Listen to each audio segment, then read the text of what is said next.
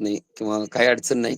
समाधानकारक ते सांगितले, की "बाबा आमचा हा प्रयत्न चालू आहे सध्याच्या पण आपल्याला आचारसंहिता संपली, की लगेच पहिला तुमचा जो मुद्दा असेल आणि तो मुद्दा आम्ही लावून धरून त्या ठिकाणी पुन्हा एकदा तुम्हा सर्वांना मुदतवाढ आम्ही या ठिकाणी मागणी करतोय. मुलं वाऱ्यावरती सोडणार नाही.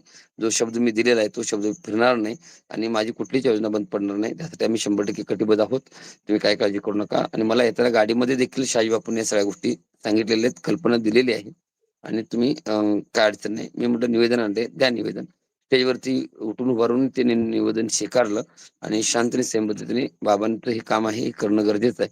हे मुलांच्यासाठी बाबांची पोटतिडकी आणि बाबांचं आमच्या इथं खूप चांगल्या पद्धतीचं काम आहे.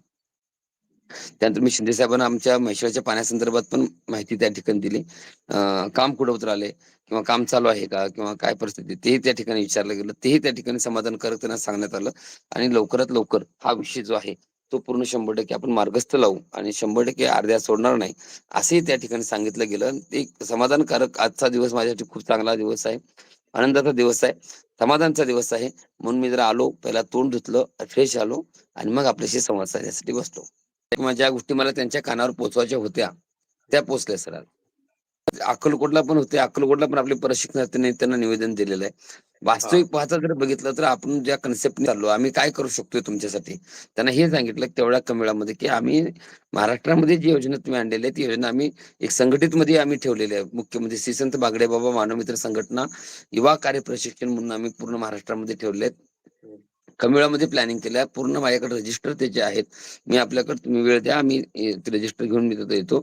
तर ते म्हणले, की "मी बापूंना सांगतो वेळ कधी द्यायची आणि तुम्ही या, काही हरकत नाही. आपण बसून या सगळ्या गोष्टीवरती पुढच्या गोष्टीसाठी आपण जे काही मला तुम्ही सूचना दिल्या त्या संदर्भात मी बापूशी पण संवाद करून लवकरच मी ह्या गोष्टीसाठी स्पेशल तुम्हाला बोलून घेऊन ह्या गोष्टीवरती पाठपुरावा आपण तुम्ही जे सांगितला म्हणजे त्यांच्या त्यांच्या उपयोगाच्या ज्या गोष्टी मी सांगितल्या, तर त्या गोष्टीवरती आपण चर्चा करण्यासाठी लवकरात लवकर यावं आणि ह्या गोष्टी आपण क्लिअर करू असं त्यांनी त्या ठिकाणी महत्त्वाची गोष्ट त्या ठिकाणी सांगितली.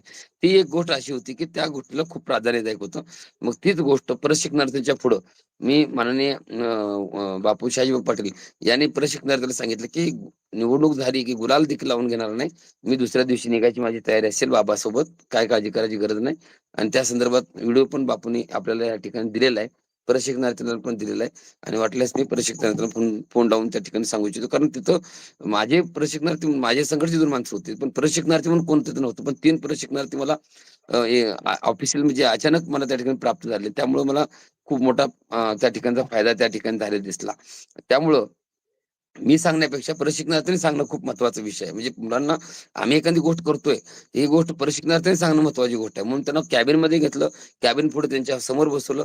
त्यांच्या समोर बसून ह्या सगळ्या गोष्टी त्यांना बापूच्या तोंडाने त्यांना सांगायला लावलं, की तुम्ही हे बोला.